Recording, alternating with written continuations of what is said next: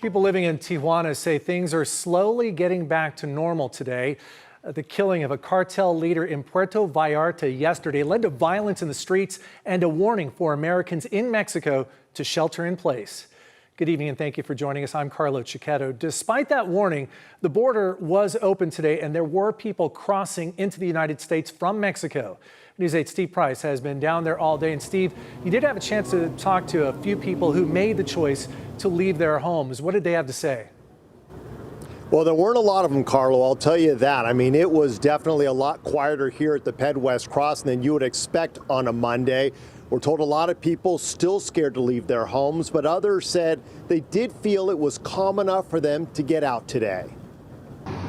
Chaos in the streets of Mexico Sunday after the army there killed a major drug cartel leader. Most of the destruction in and around Puerto Vallarta, but it quickly spread, touching Tijuana, where cars were set on fire.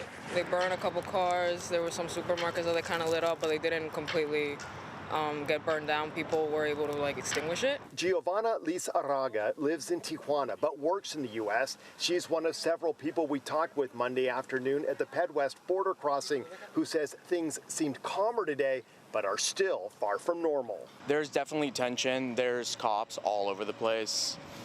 A heightened presence of military as well. U.S. officials are warning Americans around Puerto Vallarta to shelter in place. The airport shut down, but expected to reopen tomorrow, assuming you can get there. That does not take into consideration whether or not roads will even be open. In Tijuana, things are a lot calmer, but schools are still closed for the day. Right here, safe, not in Tijuana. Miriam Corrette says her kids were going stir crazy at home, so they crossed the border to do some shopping. My kids wanted to go to visit their friends, and oh no, we can't do that.